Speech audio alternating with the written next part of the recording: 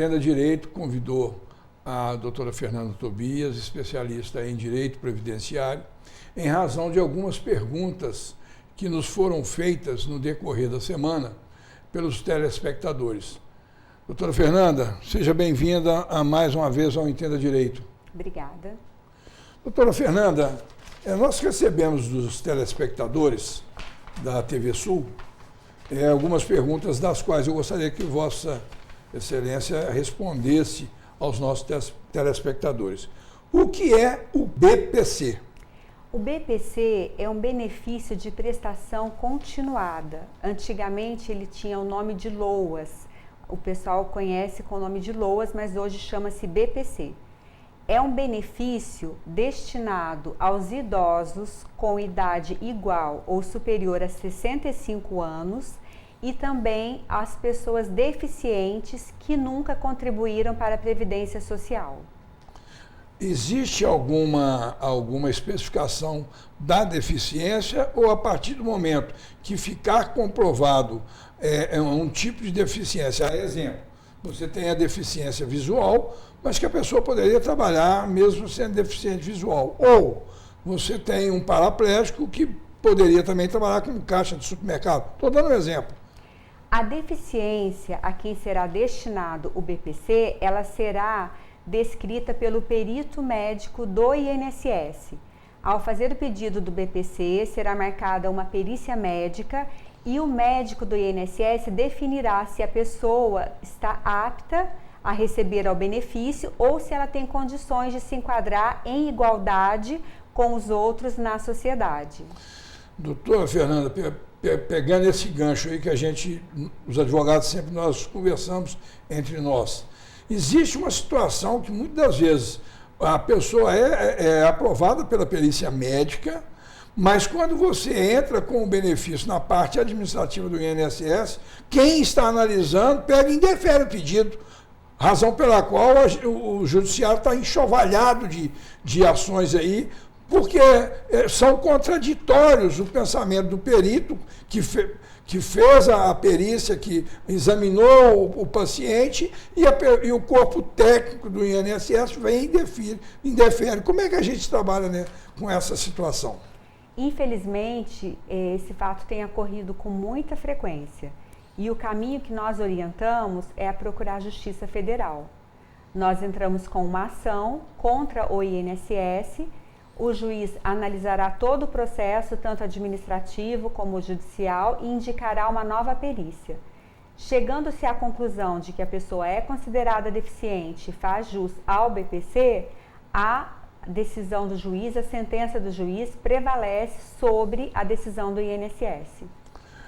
Doutora Fernanda, segunda pergunta, eles fizeram mais uma, mas a senhora já respondeu, vamos para a terceira. Qual é a renda necessária para ter direito ao BPC?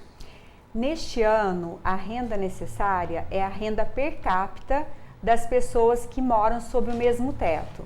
Ou seja, é somado a renda de todas as pessoas que moram naquela casa e dividido pelo número de pessoas. O valor que dará por pessoa não pode ser superior a 1/4 do salário mínimo, que hoje corresponde a R$ 303. Ou seja, todas as pessoas que moram, pai, mãe, madrasta, enteado, irmão solteiro, soma-se a renda de todos eles. Qual renda? O salário que aqueles que trabalham têm, pensão que algum deles possa ter, aposentadoria, soma-se todo o valor que eles recebem e divide pelo número de pessoas que tem na casa, incluindo as crianças que também não têm a renda, né, mas entram nessa divisão. Então, chegando até 1/4 do salário mínimo, a pessoa, na parte social, ela já faz jus ao BPC. Gozado, doutora Fernanda, a lei diz que tem que somar toda a renda familiar, dividir pelo número de pessoas que moram naquela residência. Mas não fala das despesas, né? Porque às vezes a família paga água, luz, aluguel e etc. Então, quer dizer, é complicado. Mas algumas despesas que são consideradas para abater nessa renda são despesas com medicação, despesas com fralda, no caso de idosos ou deficientes, Só que essas despesas, elas têm um limite para serem descontadas e nem sempre esse limite corresponde à realidade.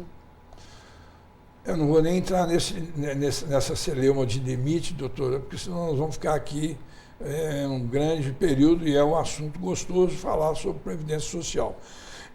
A senhora disse que o perito atende o paciente, faz uma perícia médica, mas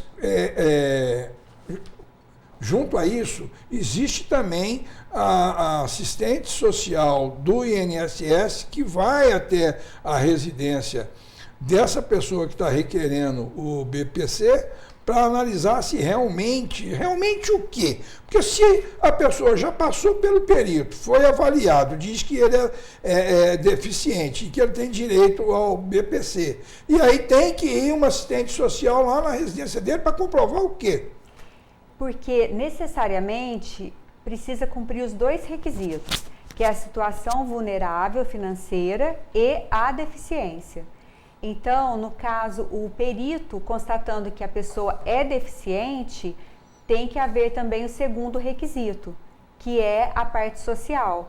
A assistente social, ela deve, nem sempre vai, mas ela deve ir no local, ver as condições que a pessoa vive. E no caso do idoso, como a idade já é o fato de 65 anos, resta somente a análise social feita pela assistência. Doutora Fernanda, e o BPC? É igual à aposentadoria? Existe alguma diferença? Qual é a pergunta que sempre nos fazem na rua e liga aqui para a TV Sul? O BPC não é igual à aposentadoria e as principais diferenças são: o BPC não tem pensão por morte.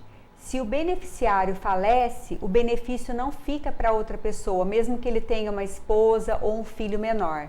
E também o BPC não tem o 13º salário. São pagos 12 meses durante o ano somente. Eu já ia perguntar, porque estava na próxima pergunta aqui, se tinha direito ao 13º salário. E afinal, para terminarmos, quem faz parte do grupo familiar?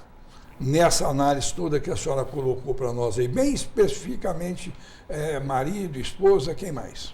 O grupo social, ele é composto pelo marido, esposa, pai, padrasto, madrasta, enteado, crianças, filhos solteiros, todos que habitam sob o mesmo teto.